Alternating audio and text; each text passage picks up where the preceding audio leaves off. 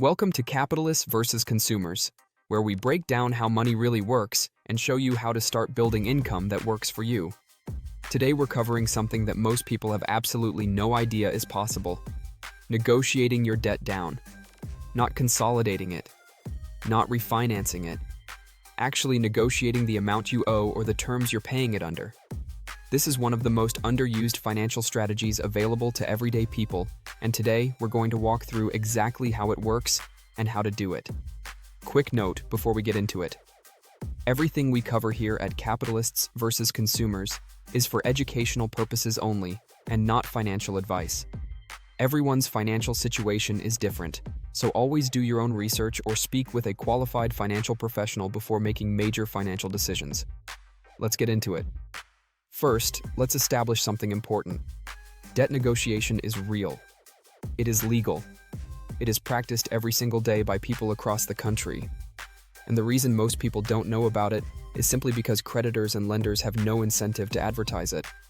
Why would a credit card company tell you that you can call them and ask for a lower interest rate? Why would a debt collector tell you that you can often settle for less than the full amount owed? They wouldn't, and they don't.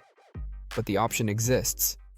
And knowing it exists, and knowing how to use it, can save you thousands of dollars and years of repayment time. Strategy number 1, negotiating a lower interest rate on your credit card.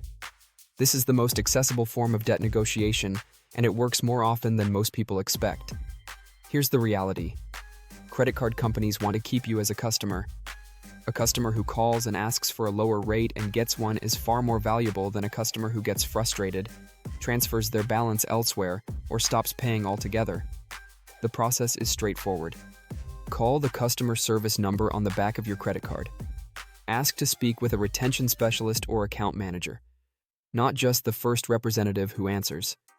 Tell them you've been a loyal customer, that you're working to pay down your balance, and that you'd like to discuss lowering your interest rate. Be specific. Ask for a rate reduction to a specific number. If your current rate is 24%, ask if they can bring it to 18 or 15%. Have a backup ready. If they say no, ask if there are any promotional rates or temporary rate reductions available. Many companies have hardship programs that reduce rates for a period of time for customers who are genuinely struggling.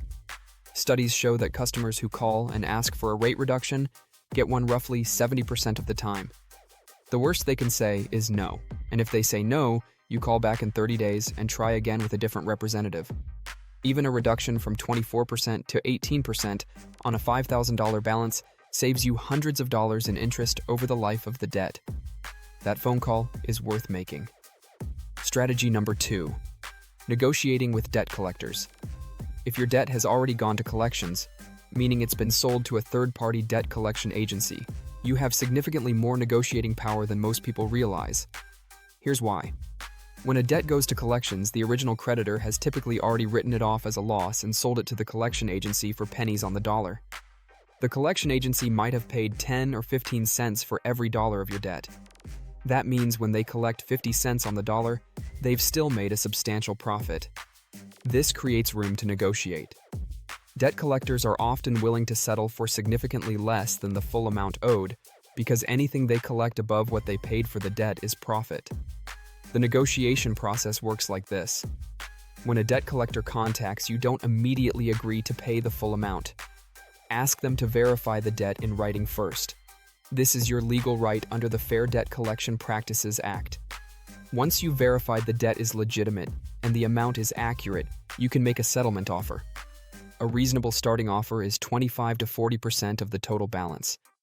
They will likely counter. The goal is to land somewhere between 40 and 60% of the original amount in most cases, though this varies significantly depending on the age of the debt, the type of debt, and the specific collector. Get any settlement agreement in writing before you pay a single dollar. Make sure the written agreement states that payment of the settled amount constitutes full satisfaction of the debt and that the collector will report the account as settled to the credit bureaus. Never give a debt collector direct access to your bank account. Pay by money order or cashier's check so you have a paper trail. Strategy number 3, negotiating directly with original creditors before default. If you're struggling to make payments but haven't yet defaulted, this is actually your strongest negotiating position. Original creditors, credit card companies, medical providers, utility companies, would much rather work out a payment arrangement with you than send your account to collections. Call before you miss payments if possible. Explain your situation honestly. Ask what hardship programs or modified payment plans are available. Many creditors have internal programs specifically for customers in financial difficulty that include temporarily reduced payments, waived late fees, or reduced interest rates. Medical debt in particular is highly negotiable. Hospitals and medical providers regularly settle medical bills for significantly less than the billed amount, especially for patients who are uninsured or underinsured.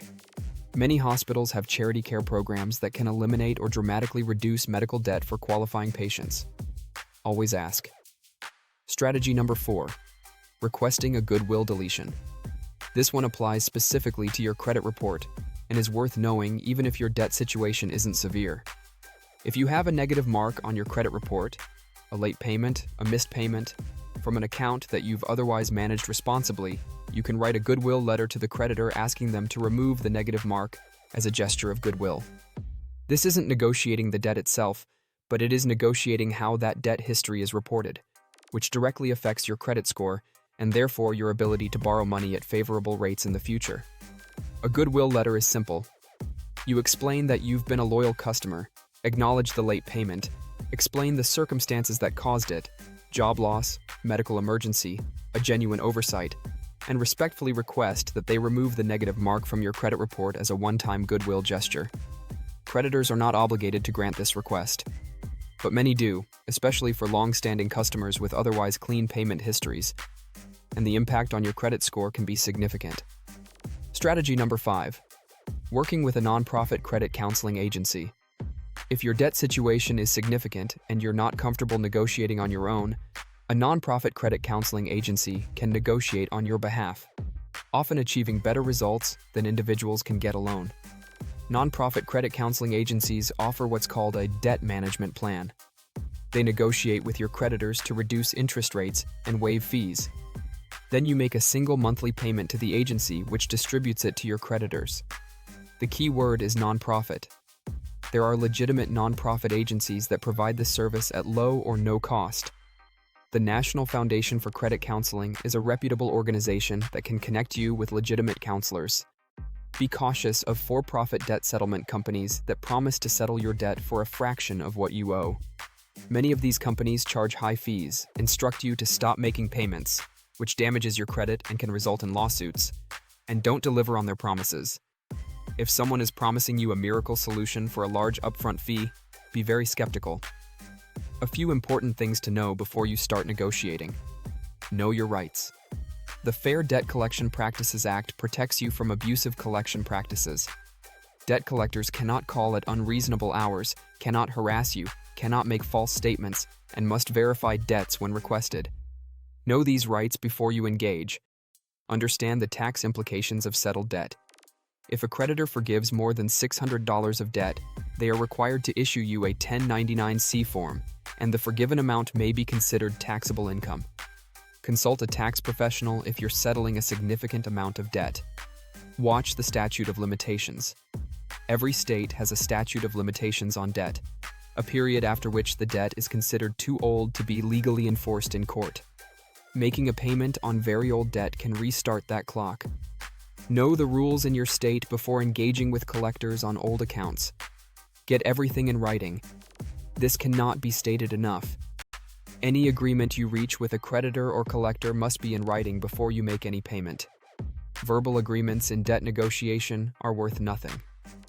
To recap, the 5 negotiation strategies we covered today are calling your credit card company to request a lower interest rate, negotiating with debt collectors for a settlement below the full balance, working directly with original creditors before default, requesting goodwill deletions for isolated negative marks on your credit report, and working with a nonprofit credit counseling agency for more complex situations.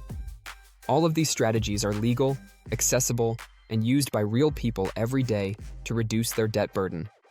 The only thing required to use them is the knowledge that they exist and the willingness to make the call. That's a wrap on today's breakdown here at Capitalists versus Consumers.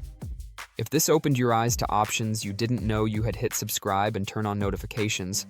We drop new reports every week on debt freedom, passive income, and the financial strategies that give everyday people real options. We'll see you in the next one.